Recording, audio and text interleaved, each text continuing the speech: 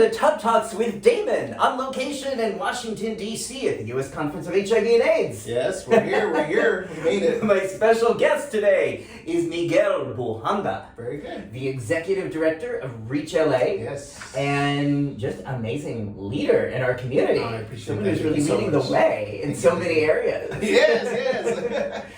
I've been really been looking forward to this interview for quite a while. You've been reaching out a lot. And no pun intended. There you go. Reaching out, Reach LA. See, that's okay. So before we get to that, I want to know, what do you like most about your body? I think I like most about my body is that, that now at 45 years old, I've truly come to accept what I've been given, what I have, and what I'm able to show. I think, as a kid, I always grew up very, very, a lot of just lack of confidence. I just was really nervous about the way I looked. I was a heavy kid. I was a skinny kid. I was just everything in between. And this is one body you get. So if you want it, you want it. You don't, you don't. If not, move on. I'm busy.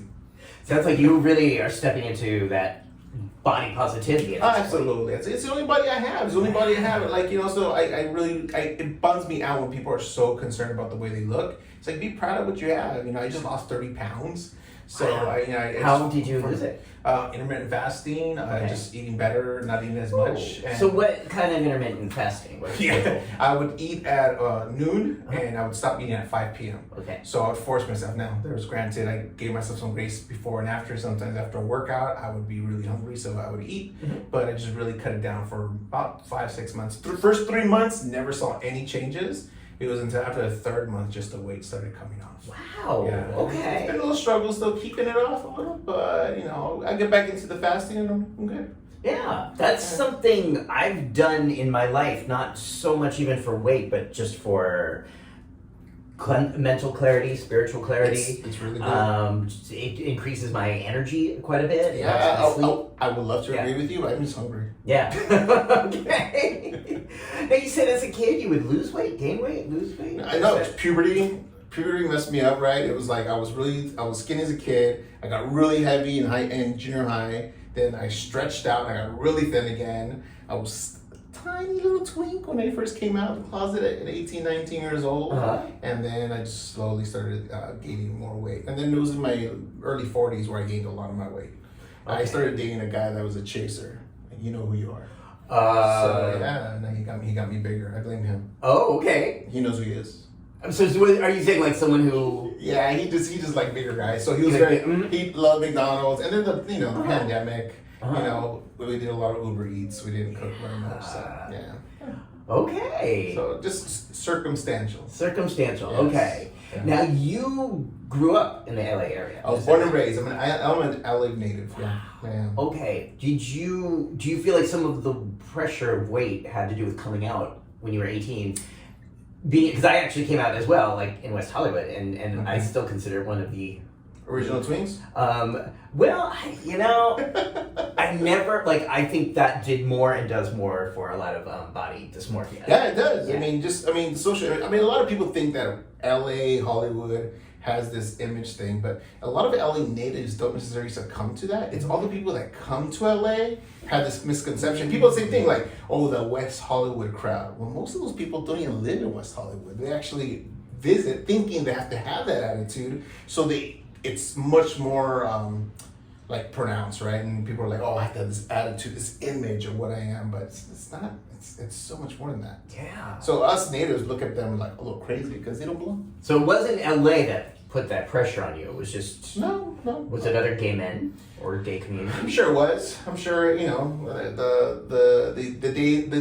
the bear era happened in the late 2000s. Yeah. So that was a little easier to be a little bit more around people that are a little bigger. So do you think that changed? Like that there got to be more acceptance and appreciation for bears? Yeah, we started building our communities. Yeah, we started building our communities. I found participating in that community, working in the leather community, helped me eventually accept being polyamorous in the polyamorous community. So it's really helped. And I've worked in public health all my life since I was 19 years old, right? I started in high school with peer counseling, then eventually started working in community-based organizations like Reach LA in Los Angeles. And that's where I really started building my community, but more importantly, like finding the subgroups that I belong to. Leather, bears, polyamorous, consensual non-monogamous individuals. Oh my gosh. Yeah. Okay, I want to ask you more about that. Yeah, go ahead. Before we do, so you came out in LA, doing the math, so this was still a time when HIV and AIDS was still ravishing and devastating our community. I remember when Magic Johnson came out. Yeah. I remember when people started talking about what HIV was, and honestly, when I came out and I started working in public health, I didn't come out and I started working in public health not because HIV was a thing. I did that because I needed to find a network, a social group that I belonged to. But sadly, it was my uncle, my family member that I first knew was positive and died. So it happened so quickly, and my motive to being in the work completely changed. What's his name? Bujanda. And he's the brother of my father. And he passed away when we were young, and my family did the whole separating of the dishes and stuff like that. It was just like old back in the late 90s. Because he was positive. Yeah, AIDS. So they still they believed you had to separate dishes, not use the same. Yeah, so it was silly but understandable, right? But it was unnecessary. But that ended up solidifying my commitment to the work, and eventually worked in nonprofits all my life, did some capacity building work, and then eventually research. And now I have the honor and privilege of running a very, very robust, really, really small yet mighty organization called Reach LA. So let's talk about that. Yeah. Let's talk about that. Yeah, it's been, we're a nonprofit organization in downtown Los Angeles, serving young LGBTQ people of color. It's primarily focused, we're a non-clinical CBO. However, we have one of the largest, we work with community partners to do PrEP services, teleprep. And we have like almost 1,700 patients last I checked. On that PrEP? are enrolled on PrEP. Yeah, so wow. we have a good amount of people, individuals. Wow. Sorry. Yeah, no worries. And wow. And we get the opportunity to really work with people throughout the state of California. And we also have the opportunity to work with a lot of local individuals. We work with the housing ball community. We also provide services in person. We do arts programming, free mental health services, and more importantly, just a safe space in the City of Angels for young Black and Latino LGBTQ people of color. Okay, there's a lot right there. There's That's a lot, pretty right? amazing. So it's not just HIV and PrEP, it's medical. It is mental health services. Yeah. You're providing community fun stuff. Yeah, so Reach LA has 4 pillars, right? We do health and wellness, which encompasses everything you just mentioned. But we understand that a person's health is going to be determined also in regards to their social circle, their support systems. Maybe they're artists or creatives. We have spaces for that. And how about personal development, economics? Do they make money, survival, housing? All these things are important because it's a comprehensive way of looking at how a non-clinical CBO that's small but really helps meet those type of needs for the community that we serve. So it's not just like we're a clinic, which clinics are important, they're really important to have, but think about that there's so much more that a young person needs than just healthcare. And let's face it, like a lot of people don't necessarily, young people don't think that health is a big deal.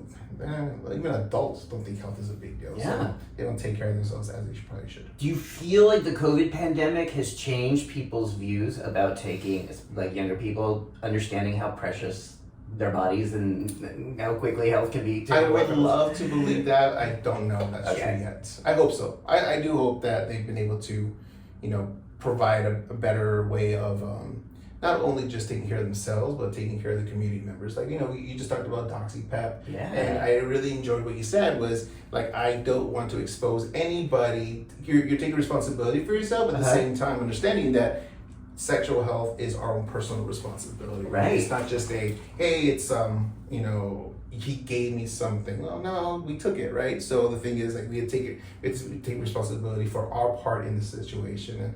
And being on DoxyPEP, being on PrEP has been really advantageous for us to be able to be expressive, but be a responsible hoe. Be a responsible hoe. Okay, so for those who may not know, I think most people who watch this show know, but in case they don't, DoxyPEP, we're talking about a harm reduction strategy, evidence-based system of helping people prevent getting and spreading STIs by significantly high numbers.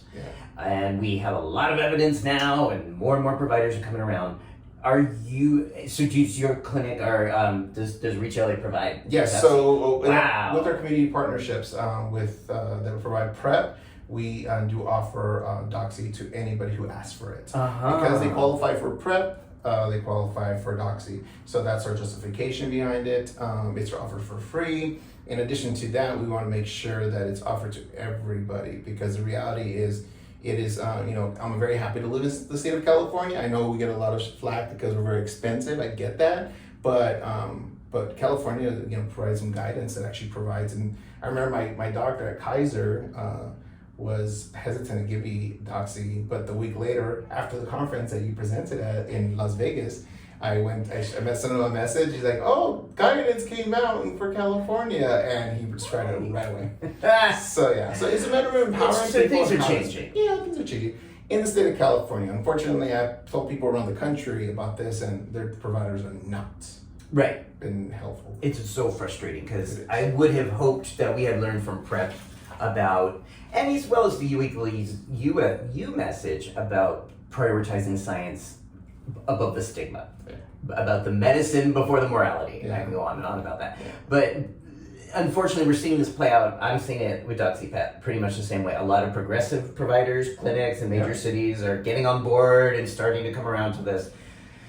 In other areas where STI rates are exponentially high, where people are at risk, they won't touch this with a 10-foot. No, they won't. And I think it has a lot to do with the possibility of, like, every misconception, right, is resistance. There's proof that it doesn't have resistance. If it doesn't work, if not done correctly. Well, that can happen with anything, right? People are like, condoms have to be used exactly correctly to be 100% effective, and the reality is it's not all the time. So I think it's a lot of times where we get stuck with the numbers behind it. It's a matter of, like, what can you do? What can you consciously do? Yeah, sure, stop having sex, but where's the fun in that? Right, and I would love to ask those same providers, so when you have a patient struggling with acne or malaria or Lyme's disease, what is it you prescribe for them? Right. Because oftentimes it's doxycycline, like daily, every day for weeks and weeks. I have two friends, so I knew about Doxy before Doxy became the thing in public health, and for that reason, because I have friends who probably could have contracted an STI once or twice or 20 in the last couple of years, but are currently taking Doxy for acne. And they're like, I haven't had an STI in years. And I was like, can you say that again? So people, I know I hear that. So people who take doxycycline and maybe taking it for acne, I'm hearing anecdotally the same thing, like, oh, I didn't know I was protected that whole time. I'm like, yep, you are. And yet doctors are still, when it comes to sex, they're so freaked out. They'll prescribe much higher doses for much longer rates when it's something like acne. Exactly. How do we change this? I really think it's just empowering individuals to really advocate for themselves. The more they hear about it from their patients, it's so funny because me and like four of my friends had the same practitioner for PrEP. He was a little hesitant to give us the Doxy, but all of us started saying the same information. So there was probably a little bit of pressure. And then, of course, the guidance helped, I think, is providing that evidence. And a lot of people don't know how to speak to the providers, and that sucks. I think it's really a buzz for us in public health. It's not just showing them what the medication does, it's how to speak to your provider to ensure that they're empowered to making sure that they make the right best decisions for them. You mean the consumer's making the right decision? Absolutely, yeah, because the doctors are they're not going to go out of the way to do it for us. So we have to do it for ourselves. No, they didn't with PrEP. They still don't. So that's, again, why I intentionally use the word consumer instead of patient. I like that. Because consumers are, we consume medical care, and we have the right to medical care that is evidence-based, that is funded on science. And if you don't have that, or you're not getting it, you have the right to shop and get it from somewhere else. Absolutely. Yeah, just choose your provider. If they're not listening to you, get somebody else. Get someone else, or use telehealth. So your clinic was doing a lot of telehealth stuff during the pandemic. Yeah, we actually started right before the pandemic, coincidentally. And then all of a sudden we had about 300-400% intake of services because of the pandemic. So we unintentionally started at the right time. Okay, well, hey. Now, when people are getting PrEP, are you keeping numbers about how long they stay on PrEP or how well they adhere? I'm asking that only because we're at a conference where people ask that question all the time. Yeah, so I think we have a really good retention rate for individuals who decide to want to be on it. We have a lot of people who try it out, but they find out that it's probably easier for them to go to their doctor. They need that face-to-face interaction. A little bit old school, right? And that's fine. And I think there's a lot of people who like the convenience of having that type of service. So to give you the number, I can't necessarily give you off the top of my head, but what I can say is that, to understand that, centers like, the big centers in the Los Angeles area, they have about maybe 3,000 to 4,000 paid people on PrEP in their clinic, and we have about 1,700 in telehealth.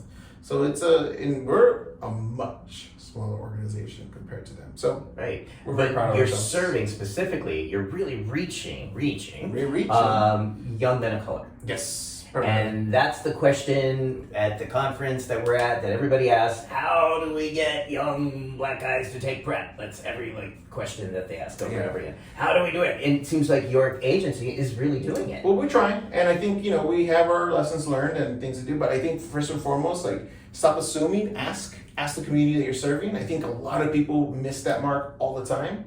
Stop assuming what? Stop assuming what the needs of the community are and how to approach them. We have a lot of great ideas, and we've been doing this work for a long time, but this generation is completely different than 5 years ago, than 10, and at least 20 years ago. So really taking the time to get to know what is it that they need or they want, how are they going to receive the messaging that we're trying to provide them, because we all have the same interest, but it's not being received the same way. And I think we need to work on work. And that's been my experience being a young person in this field. When I was 19, when I first started, now 45, and working with a 19-year-old, it is completely different. And I think it's full circle. You start, I'm not as cool as I thought I was. So. Oh, you are though. So what's changed? You mean the way young people consume health services, or the way they want you messaging? Social media has completely revamped the way we send message and receive information. I think remember when pamphlets and brochures were a thing? I mean, they need a 4 to 7 second video, and that's all they have a span for to pay attention to, and something with context with people that look like them, something funny. These influencers, they have an idea of what's going on. They know that they have to target and maintain a certain type of rapport with their audience, and that's what service providers have to do too. We have to figure out how to not just let them know, how to keep the conversations going. And that is one of the things that I think we do at Reach LA very well. Wow, okay. So that's powerful, because I agree. I know I agree. And yet seems so different from what doctors learn in school and in their academic training. It seems, at least from what I understand, they don't really get encouraged to engage in a respectful, consistent way, the way you're describing. Yeah, they don't, and I think it has a lot to do with the fact that it's kind of, I'm sure there can be a research project done behind it, and there's not a lot of research done on this type of communication. We don't utilize it in our public work. We have an idea, but I have an amazing communications department that's all young people, all influencers, people that do this on a regular basis. And they tell me, no, Miguel, we have to do it this way. And I say, as the executive director, do it your way. Don't do it my way. I get out of their way. I think a strong leader gets out of the way. They let the young people really try it out. And when they don't, then you analyze, you evaluate, and then you replan. And that's the way you do it. So give them the opportunity to try, make their mistakes, and move from there, versus being the executive director who's like, I know better. I don't. I'm not a young kid anymore. But what I am is a leader that could potentially bring up other leaders to get the message out there. That's what I can be. So I think it's important. That's beautiful. Thank you. Well said. Wow. I just made it up on the way here. That's, hey, people come up with great ideas in the tub. But that's, yeah. I need to take a sip of water because I thought that was so well done. Yeah. again, this idea of really, if you want to engage a group, you empower them, and as you said, you get out of the way. Yeah. I also think that you garner respect and your leadership because of how open you are about your life. Yeah. And so, may I ask you more about Absolutely. the polyamory stuff? Yeah, so I am openly polyamorous. Yeah. My staff is very aware of this. My staff is very aware that I'm very pleasure positive. I'm very, I like sex to be celebrated, not only amongst your friends, your peers, your partners. I think it's important to be able to acknowledge that that's part of our lives and to, enjoy it. And there's so many ways to do it responsibly. And I think all of that comes down to a strong public health message. It's like polyamorous. Okay, you just tied that up right there. Right? It's like, I would say polyamorous and consensual non-monogamous relationship with an established sexual agreement have much stronger communication and respect for one another than relationships who traditionally say they're monogamous and unfortunately have to lie in their relationships to get things that they need. So I think I don't necessarily think monogamy is a bad thing. I think it's a very difficult thing, and a lot of people feel like they have to lie and cheat when they do, because there's great monogamous individuals and there's very, very monogamous. They're great. So I'm not talking about those. I'm talking about the individuals who they say monogamous, but they unfortunately have to bend their rules or agreements to be satisfied in certain ways. And I think if they didn't have to lie and cheat, the rates of infections, because 1/4 of new infections are individuals of somebody that was infected by somebody who they know or have a relationship with. Yeah. So if that's the case, what would happen for HIV? For HIV? Yeah, I thought it was actually higher than that. That's the number I have. Okay, well, we can look. I've been just flowing. There's sirens going on, so we're in DC. I thought that at one point, the CDC, and this was before PrEP, that they were saying about 2/3 of new MSM, gay bisexual men, diagnoses were in the context of a main relationship where there was the presumption of monogamy. Partner. Yeah, the assumption of monogamy, right? I think that's very fair to say, is the assumption of monogamy, because I think a lot of people start dating somebody and they may themselves be monogamous, but unfortunately that their partner or partners are not abiding by the same context, right? Yeah. And their definition or their agreements of monogamy might be a little different, right? So I think it's really important, like in consensual non-monogamy or polyamorous, there's a lot of conversations. There is no assumptions. Well, there is. I shouldn't say that. But we are, part of the relationship is to facilitate a conversation of what those agreements are. I've been in relationships where I have a primary partner and multiple poly partners, where I call them my boyfriends, and then my partner is my primary partner, right? Or I just call them my primary. I've dated people who are married, have husbands, and I'm their boyfriend. So it's been a lot of different dynamics, and I've been very fortunate to be around some amazing men of color that really have been able to be open to this type of a dynamic. And be able to, one, facilitate and just make me feel the love and the compersion that I need for polyamorous relationships. Yeah. Wow. Okay. There's so much there. Can you describe what compersion is? Yeah, compersion is. I had a really good example once. It's like when somebody, for example, if you, let's just say you're gonna have a baby, right? And then you're like, oh my God, you're gonna have a baby, and then I get excited that you're gonna have a baby, but then you're excited because I'm excited about this, and so there's constantly just excitement for one another's excitement. I think being compersive or having compersion for somebody is that truly the happiness for somebody else's happiness, regardless of your involvement in that scenario, right? So you're not having a baby, but you're so excited for this person having a baby. So having compersion is like, you had sex with that person, you had a really good time. Oh my God, you did that. That's amazing. Like, I'm so glad you had that much kind of fun. So you're actually truly happy for that person versus thinking of that person is, the opposite would be like competition. What does he have that I don't? Why would you like that better than what you want with me? Am I not enough? No. The reality is, compersion is being excited for the other person's happiness or whatever they did, right? And for me, I think, I am Mexican. I historically have been a very jealous individual. And jealousy is fear, right? Fear of just rejection, fear of losing something. But I've come to realize that I am a better partner when I'm truly unconditionally accepting of the person I'm with, regardless of its sex, of its whatever. And I think that makes me a more loving and more exciting partner to have versus this jealous, brooding, angry individual, because I'm over that. That was in my 20s and I'm done. How did you start to change that?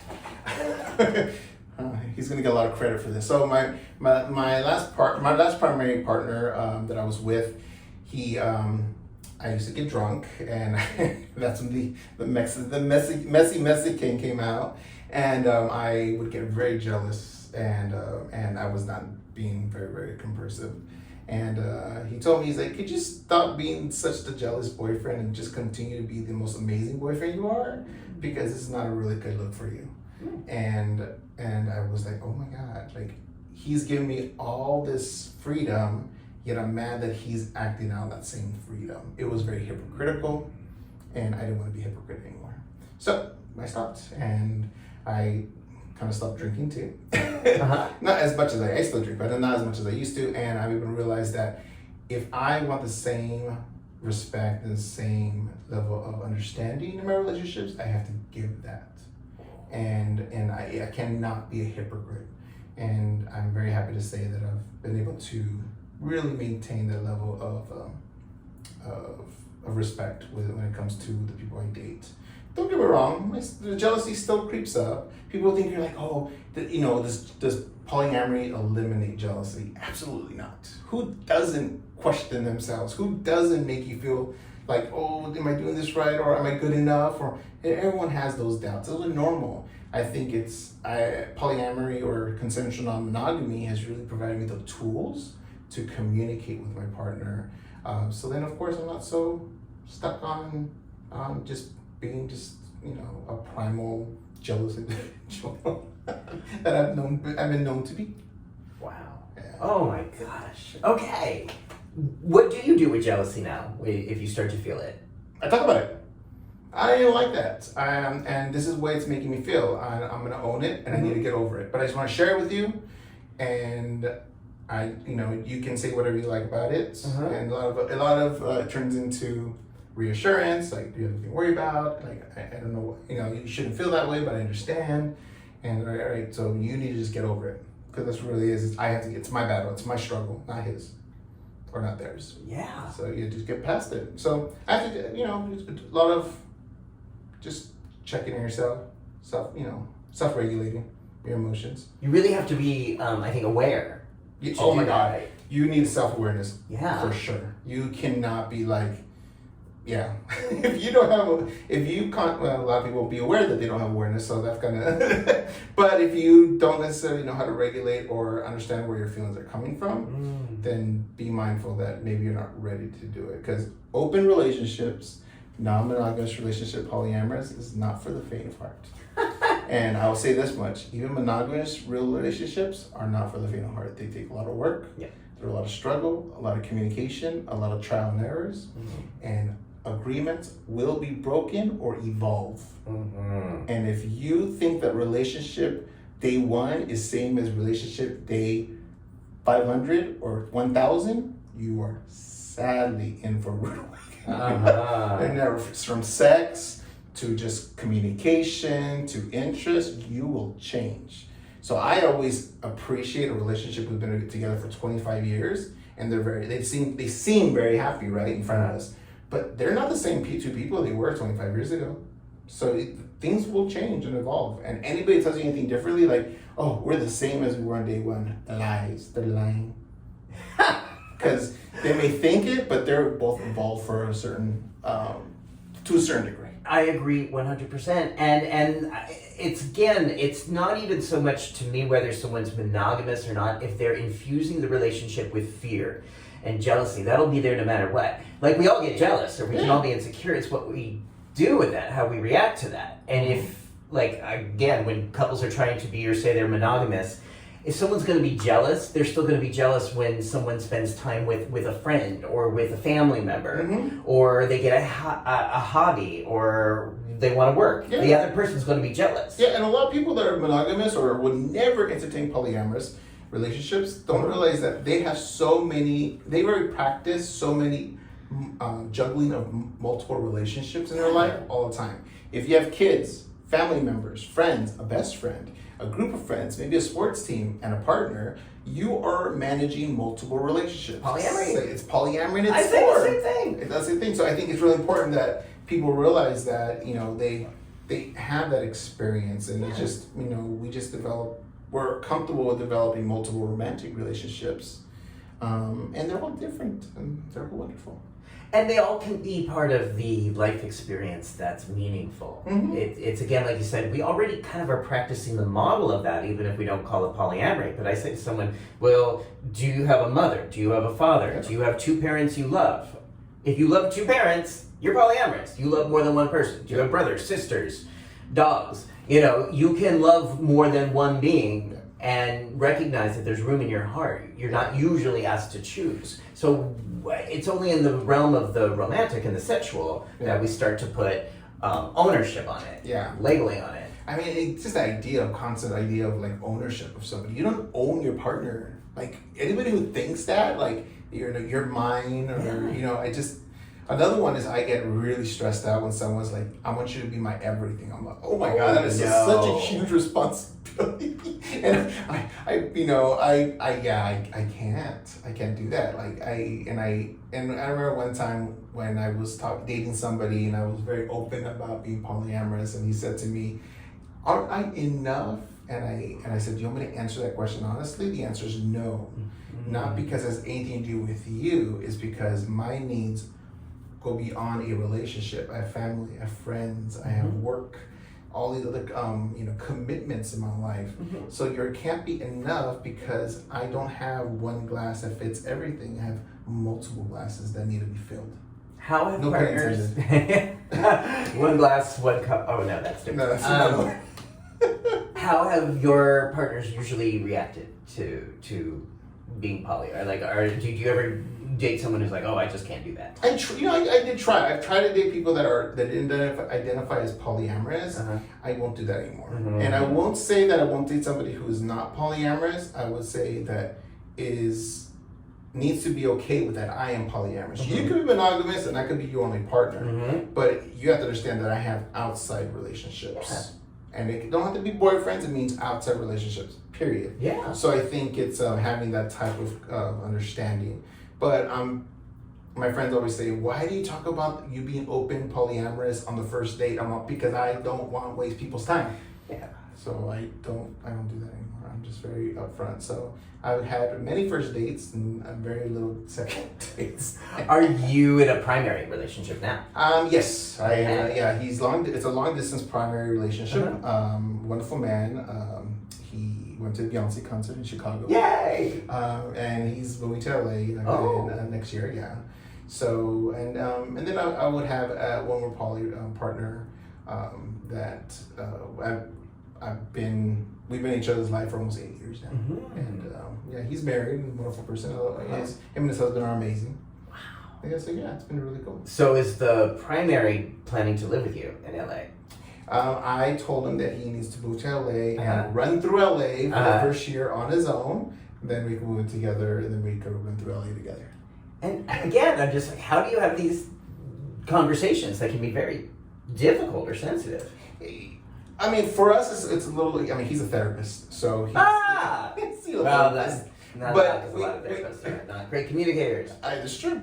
He's actually a really good one. But I think it's really good that he's able to have that conversation, and we've already set some ideas for planning, but with the idea of we could potentially evolve and change a couple of things. We're both dog dads. We both have very similar interests. We're both little, we both love relaxing. We love cruises. We have a lot of things in common, but we do have healthy appetites. Yeah. That, that allow us to explore together and separately. I love that. I love that. I love it too. So, I mean, if people really got this, I don't want people to get this because I lose my job as a therapist, because there'd be so little to argue about if people really took this in, which is actually not so true, because I do a lot of work with straight polyamorous couples in New York City.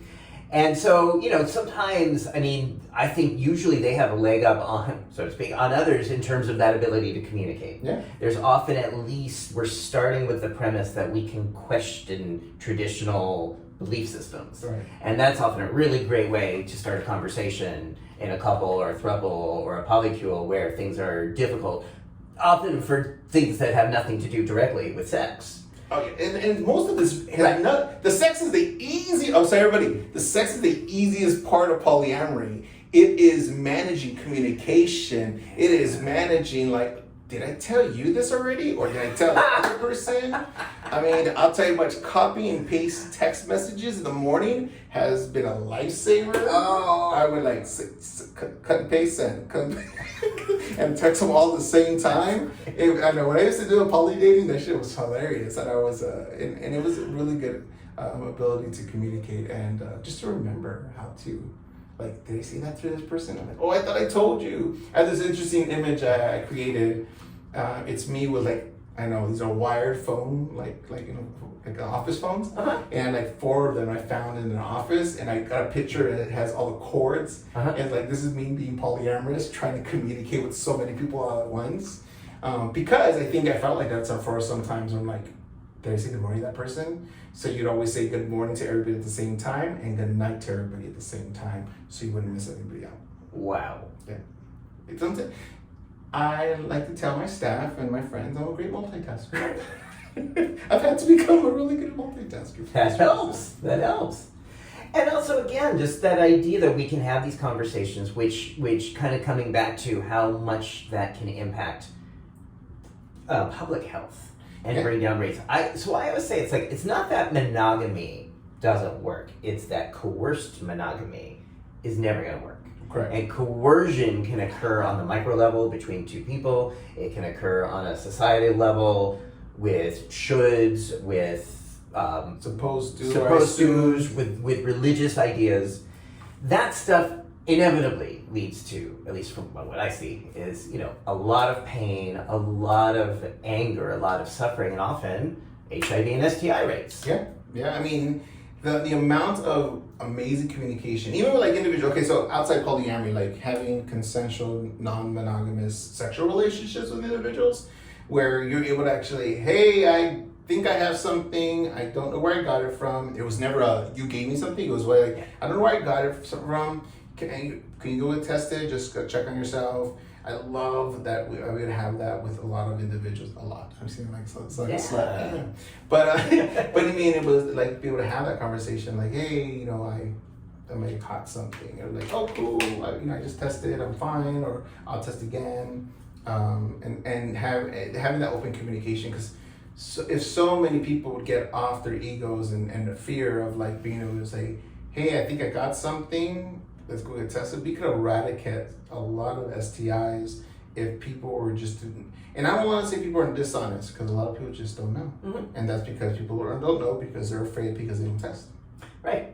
So. And sometimes testing's difficult. Yeah. I mean, this is something where I'm still so confused why we don't have like at home kits that we can use. It's not that hard to like put a swab up your butt.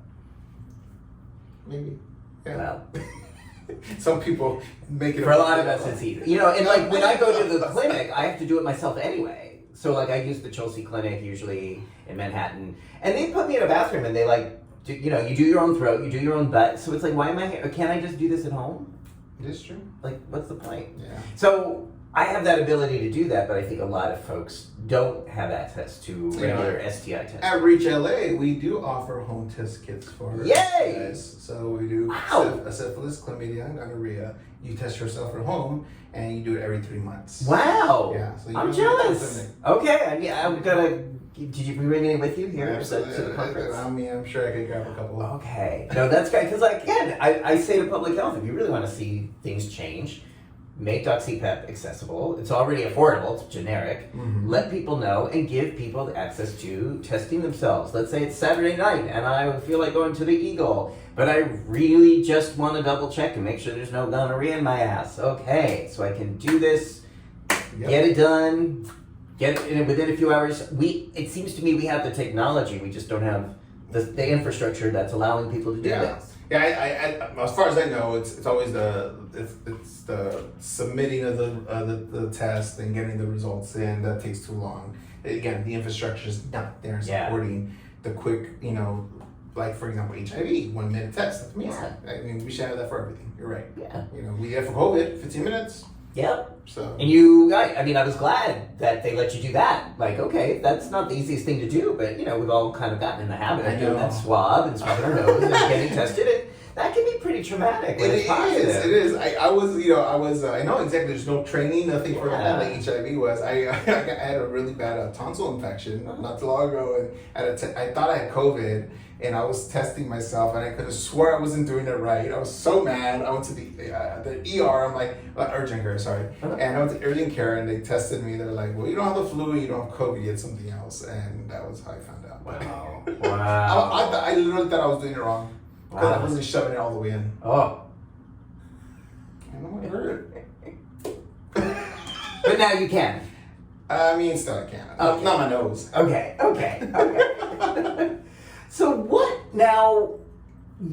Things are going well with Reach. Yes. What would you like to see if you were like, okay, there's the resources and the money. What would you want to see next? What would you for Reach LA? For Reach. So what would I like to see or what's coming? Because what's coming, what's coming. Not so what's coming to Reach LA is the further expansion of 4 pillars, right? The creative arts, the personal development, health and wellness, and social enterprise. Really get these young people working, getting them jobs that they want to do and that is sustainable.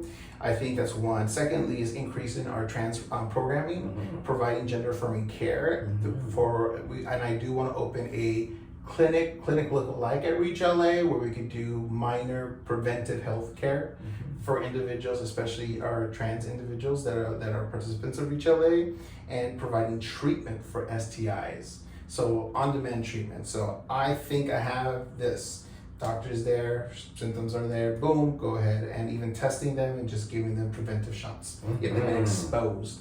Making it simple, reducing barriers. Continues to expand our free mental health services.